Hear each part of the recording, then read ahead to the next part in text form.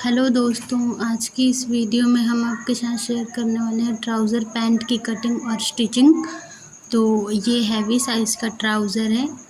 तो ये मेरे पास जो फैब्रिक है वो 2.5 मीटर है और ये है मेरी कस्टमर का साइज़ का नाप। तो अब हम इसे मेज़रमेंट कर लेंगे और उसके बाद इसके अकॉर्डिंग हम अपने ट्राउज़र की कटिंग करेंगे। तो टोटल लेंथ था ट्राउज़र का 35 रेडी, तो हम 38 पे कटिंग करेंगे 2 इंच ऊपर छोड़ते हुए। तो इसमें आसन भी लगा हुआ है, तो आसन को भी लगाएंगे।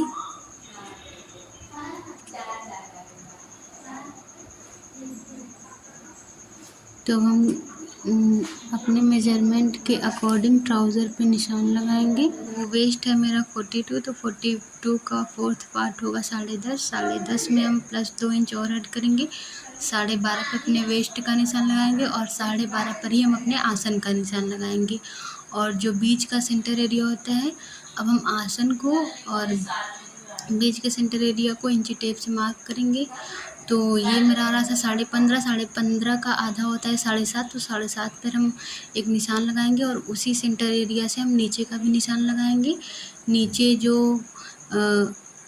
फोल्ड होगा फैब्रिक, तो उस पर हम 8 का निशान लगाएंगे। 8 का निशान लगाते हुए हम ऐसे ट्राउज़र स्केल से कर्व शेप दे देंगे। कर्व शेप देने के बाद दोनों साइड से अब हम इसकी कटिंग कर लेंगे। तो ये हमारे ट्राउज़र का फ्रंट पार्ट है।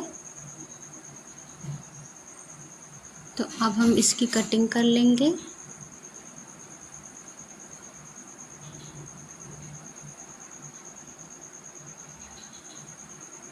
कटिंग करने के बाद हम सेम फैब्रिक को 2 फोल्ड में फिर से मोड़ेंगे और उसके बाद हम बैक पार्ट की कटिंग करेंगे। फ्रंट बैक पार्ट एकदम आसान है कटिंग करना, क्योंकि फ्रंट पार्ट हमारा कट चुका है और 2-2 इंच बढ़ाते हुए बैक पार्ट की कटिंग करेंगे।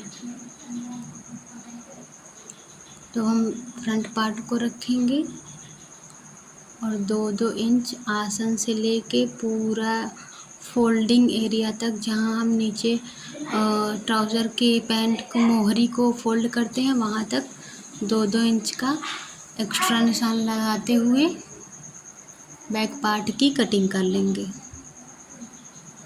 तो आप देख सकते हैं हम कैसे निशान लगा रहे हैं।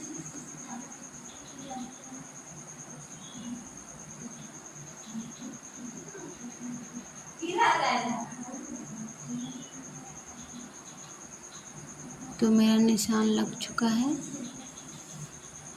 और हमारा जो आसन है वो 2.5 इंच का लगा हुआ है। अब हम इसकी कटिंग कर लेंगे।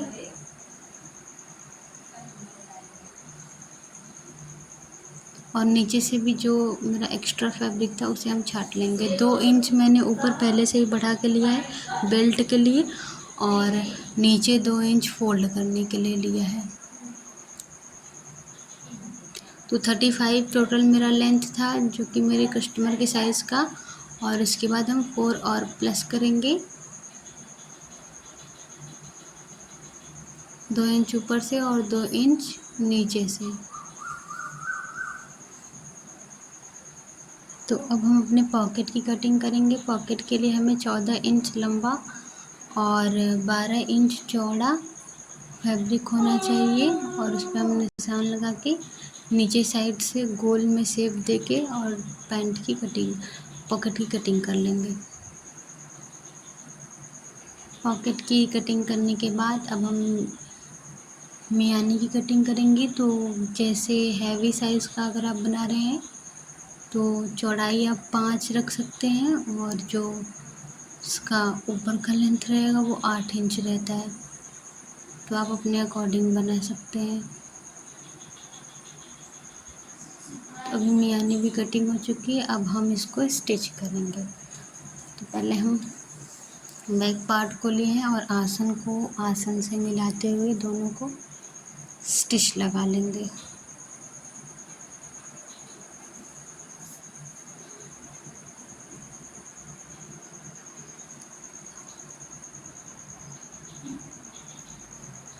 इसको सिलना भी बहुत आसान है ट्राउज़र को।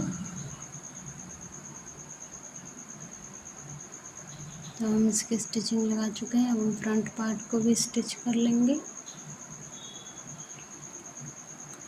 फ्रंट और बैक पार्ट के आसन को स्टिच करने के बाद हम फ्रंट पार्ट के ट्राउज़र पैंट को सीधे साइड पे रखेंगे और उसके बाद हम इसमें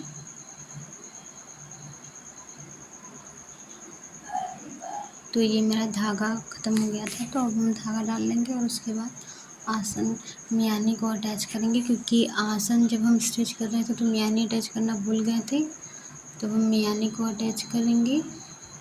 तो मेरा जितना लंबा मियानी रहेगा, वो जो त्रिभुज के आकार का कोना रहता है वो मिलाते हुए अपने पैंट में अटैच कर देंगे इसको।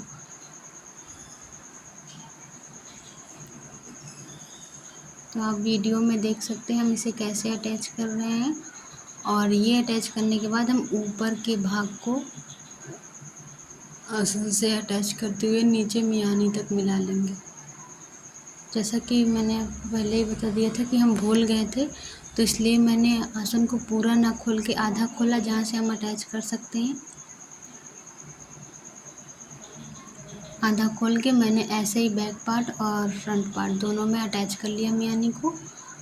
अब हम बैक पार्ट को फ्रंट पार्ट के ऊपर रखेंगे। तो फ्रंट पार्ट में पहले हमें पॉकेट लगाना है, तो हम पॉकेट को कटिंग कर लिए हैं। अब हम 2 इंच का मार्जिन ऊपर छोड़ते हुए जो हम लास्टिक के लिए छोड़ेंगे, और उसके बाद हम वहाँ पे निशान एक मार्क लगाएंगे। और मार्क लगाने के बाद उस निशान को 1 इंच छोड़ने के बाद हम 6 इंच पे निशान लगाएंगे।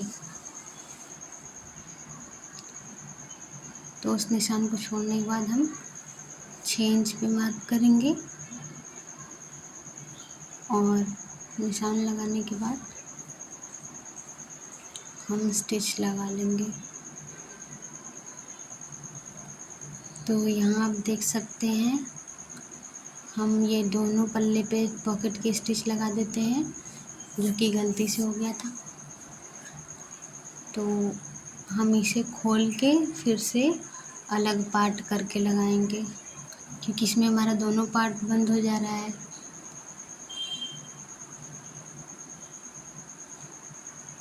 तो हम इसे खोलेंगे।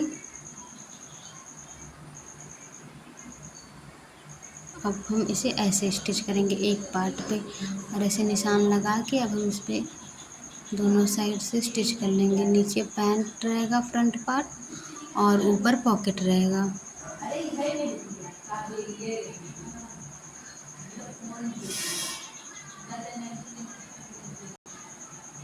तो आप देख सकते हैं हम कैसे निशान पे स्टिच कर रहे हैं।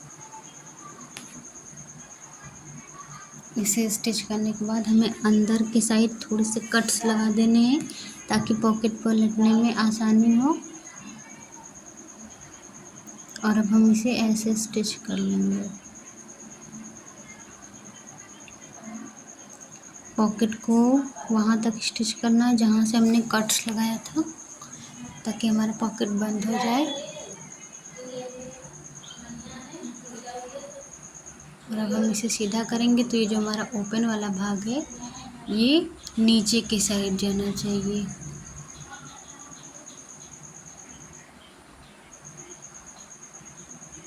तो ये हमारा भाग आप देख सकते हैं पॉकेट उल्टा अटैच हो गया था। अब हम इसे खोल के सीधा अटैच करेंगे।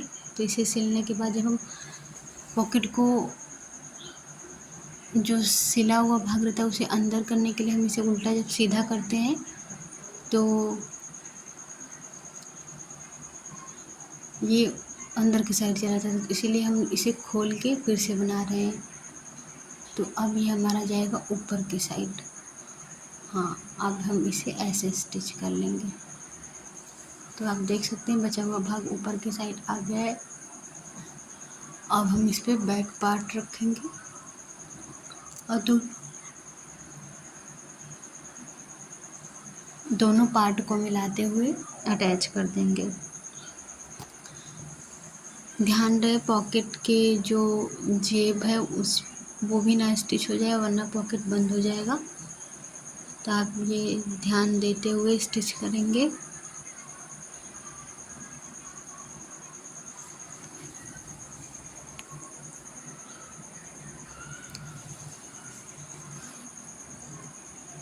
तो हम ऐसे ही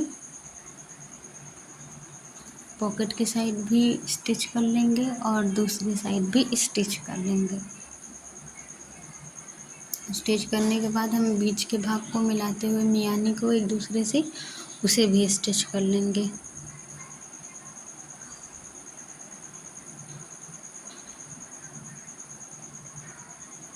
तो हम मियानी को मियानी से मिलाते हुए अटैच कर रहे हैं।